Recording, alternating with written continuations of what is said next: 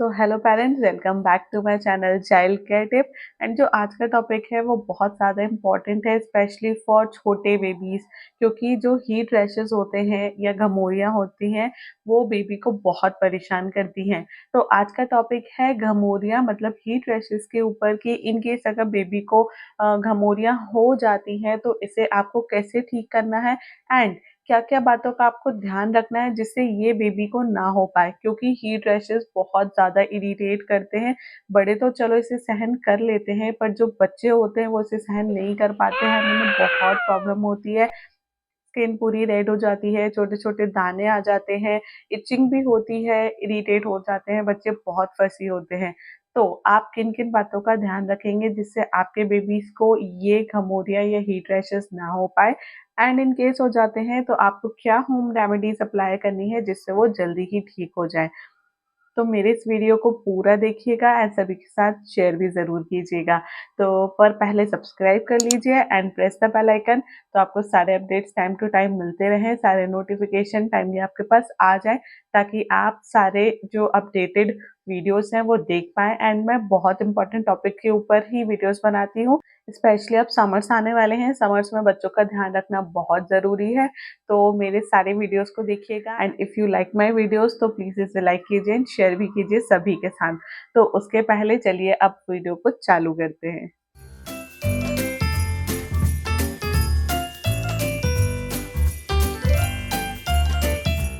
तो बेबीज़ को heat rashes होते कैसे हैं? तो जो बेबीज़ में स्वेट ग्लैंड्स होते हैं, जब वो ट्रैप्ड हो जाते हैं, मतलब ब्लॉक हो जाते हैं, तब बेबीज़ को हीट रैशेज़ वहाँ पे हो जाते हैं। इरिटेट होती है बेबी की स्किन, रेड हो जाती है, बम्प्स निकल आते हैं। यही रीज़न होता है बेबीज़ को हीट रैशेज़ होने का, स्वेट ग्लैंड्स की वज़ह से। तो अब आपको करना क्या है जिससे ये ना हो? So first point is keep baby cool. Babies को हमेशा ब्रेथेबल कपड़े पहनाइए, ज़्यादा टाइट कपड़े नहीं होने चाहिए, लाइट कलर्स के कपड़े पहनाइए। डार्क कलर्स के कपड़े में हीट ज़्यादा एब्ज़ॉर्ब होती है, इसलिए लाइट कलर के ही कपड़े पहनाएँगे। सेकंड, आप एनवायरनमेंट को कूल रखिए, बहुत ज़्यादा गर्मी में मत रखिए बेबी को। इवन अगर आपका बेबी छोटा भी है तो अगर जैसे आपको गर्मी लग रही है ना, सेम उसकी बॉडी भी है, उसकी बॉडी का भी टेम्परेचर वही रहता है। आप अगर छोटा बेबी है तो ऐसा नहीं कि अरे नहीं-नहीं बच्चा बहुत छोटा है तो उसको कवर करके रखेंगे पूरा, नहीं। आपको गर्मी लग रही है तो बेबी को भी लग रही है, बेबी को इवन ज़्यादा लग रही है गर्मी, तो उसे भी आप हमेशा कूल एनवायरनमेंट में रखें। बट हाँ, डायरेक्ट जो हवा आती है एसी, कूलर, फैन की, वो बेबीज़ तक नहीं पहुँचने दीजिए डायरेक्टली। बट हाँ, एनवायरनमेंट को आप कूल रखें। And third is avoid sunlight. अगर आपके रूम में डायरेक्टली सनलाइट आती है तो प्लीज़ मेक श्योर करें कि ना आ पाए, स्पेशली जो दोपहर में 12 बजे के बाद से लेके 4-5 बजे तक की धूप होती है, वो डायरेक्ट आपके रूम में अगर आ रही है, तो आप कर्टेन्स वगैरह जो हैं वो मोटे कर्टेन्स होने चाहिए, वो यूज़ करें, ताकि डायरेक्टली जो सनलाइट है या गर्मी बहुत ज़्यादा रूम में ना बन पाए। Now the second point is reduce sweat and maintain moisture. अगर आपके बेबी को बहुत ज़्यादा गर्मी लग रही है, उसका कपड़ा जो है वो पूरा गीला हो चुका है, तो तुरंत आप इमीडिएटली बेबी के कपड़े चेंज करेंगे, उन्हें गीले कपड़े में नहीं रहने दीजिए। गीले कपड़े की वजह से और ज़्यादा रैशेज़ बढ़ जाते हैं। एंड तुरंत मॉइस्चराइज़र अप्लाई कीजिए, अच्छा बट लाइट मॉइस्चराइज़र होना चाहिए, वो आप अप्लाई कर सकते हैं बेबी को। हमेशा उनकी स्किन को कभी भी ड्राई होने नहीं दीजिए, मॉइस्चराइज़ रखिए उनकी स्किन। जो तीसरी बात का आपको ध्यान रखना है वो है हैवी जो लोशंस होते हैं, पाउडर होते हैं, प्लीज़ उसे इग्नोर कीजिए। हैवी लोशंस बिल्कुल भी नहीं होने चाहिए, लाइट बिल्कुल जो होते हैं ना, जो स्पेसिफिकली बेबीज़ की स्किन के लिए होते हैं एंड जो स्पेसिफिक समर्स के लिए आते हैं, प्लीज़ उसमें इन्वेस्ट कीजिए, आप वो यूज़ करें। एंड टेल्कम पाउडर्स तो बिल्कुल भी यूज़ नहीं करना है, क्योंकि वो बेबी के पोर्स को ब्लॉक करता है, जिसकी वजह से बेबी को और ज़्यादा हीट रैशेज़ या एलर्जीज़ होने के चांसेस बढ़ जाते हैं। पाउडर तो स्पेशली मैं भी एंड इवन डॉक्टर्स भी रिकमेंड करते हैं कि नहीं यूज़ करना चाहिए बेबीज़ को, क्योंकि पाउडर से बेबीज़ को बहुत ज़्यादा प्रॉब्लम हो सकती है, रेस्पिरेटरी इश्यूज़ हो सकता है, लंग्स में प्रॉब्लम हो सकती है, एलर्जीज़ हो सकती है, बहुत सारे इश्यू होते हैं, इसलिए अवॉइड टेल्कम पाउडर्स।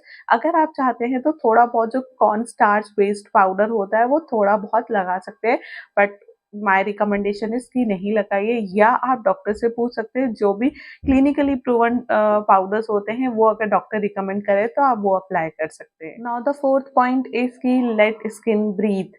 बेबीज़ को लाइट कपड़े पहनाइए, जैसे मैंने भी आपको बताया कि ब्रेथेबल फैब्रिक होना चाहिए and give baby diaper free time. Baby को प्लीज़ आप दोपहर में अगर आप घर पे ही हैं तो अवॉइड कीजिए डायपर, सिर्फ नाइट टाइम में ही आप बेबी को डायपर पहनाइए। डायपर से क्योंकि बेबीज़ को और ज़्यादा वहाँ पे स्वेट आता है तो रैशेज़ बढ़ जाते हैं, तो रैशेज़ होने के चांसेस ज़्यादा हो जाते हैं।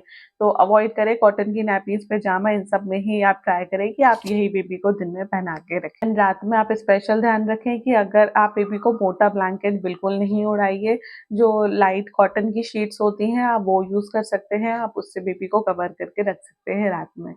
अब बात करते हैं कि इन केस अगर बेबी को हीट रैशेज़, घमौरिया हो गए हैं तो आप कौन से रेमेडीज़ अप्लाई करेंगे? तो द फर्स्ट वन इज़ कि आप बेबी को कूल बाथ्स दे सकते हैं। जो नॉर्मल पानी होता है, बहुत ठंडा नहीं लीजिए, जो नॉर्मल पानी होता है उससे आप बेबी को नहला सकते हैं and let the skin dry. आप पैट करके उसको मत सुखाइए, हवा से उसको खुद ही सूख जाने दीजिए and please don't apply soap. Soap से बे स्किन और ड्राई होगी एंड और ज़्यादा होने के चांसेस होंगे, जल्दी ठीक नहीं होंगे। तो इसलिए सोप अप्लाई नहीं करें, नॉर्मल वाटर से बेबी को नहलाइए एंड आप ये रिपीट कर सकते हैं थोड़े-थोड़े इंटरवल्स में। अनदर वन इज़ कि आप बेबी को कूल कंप्रेस दे सकते हैं। एक साफ कपड़ा लीजिए, उसे डिप कीजिए ठंडे पानी में एंड जो अफेक्टेड एरिया है उसमें आप कूल कंप्रेस कर सकते हैं, लाइक आप पैट कर सकते हो, उसको थोड़ी देर रखे रहने दे सकते हैं एंड ये रिपीट कर सकते हैं थोड़ी-थोड़ी देर में भी। थर्ड वन इज़ कि आप कैलामाइन लोशन यूज़ कर सकते हैं, बट हाँ, मेक श्योर करें कि आप वो डॉक्टर से प्रिस्क्राइब करवा लीजिए एंड देन वही आप यूज़ कीजिए। खुद से लाके आप ऐसा ट्राई मत कीजिए, क्योंकि हो सकता है सभी बच्चों की स्किन अलग-अलग होती है, बेबी को क्या प्रॉब्लम हो रहा और बेबीज़ की स्किन का टाइप भी डिफरेंट होता है, किसी का ड्राई है, किसी का ऑयली है, किसी का नॉर्मल है। जैसे अपने स्किन का टेक्सचर होता है, सेम बेबीज़ का भी होता है, तो इसलिए डॉक्टर से प्रिस्क्राइब करवा लीजिए एंड वही कैलामाइन लोशन यूज़ कीजिए। फोर्थ वन इज़ डॉक्टर से प्रिस्क्राइब करवा सकते हैं आप इवन क्रीम्स भी, जिसमें हाइड्रोकोर्टिसोन हो, आप वो वाले क्रीम्स अप्लाई कर सकते हैं बेबी की स्किन में, बट हाँ, that too should be doctors prescribed.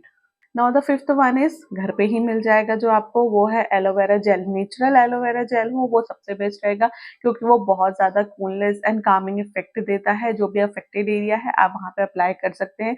Babies को बहुत ज़्यादा उसमें ठंडक मिलेगी तो वो जल्दी ही ठीक होगा एंड बेबी इरिटेट भी नहीं होगा ज़्यादा। एंड अगर आप बेबी को इरिटेशन हो रहा है बहुत ज़्यादा तो आप जो कोकोनट ऑयल होता है वो यूज़ कर सकते हैं, एक्स्ट्रा वर्जिन कोकोनट ऑयल, आप वो अप्लाई कर सकते हो, उससे बेबीज़ को इरिटेशन कम होगा उस एरिया पे।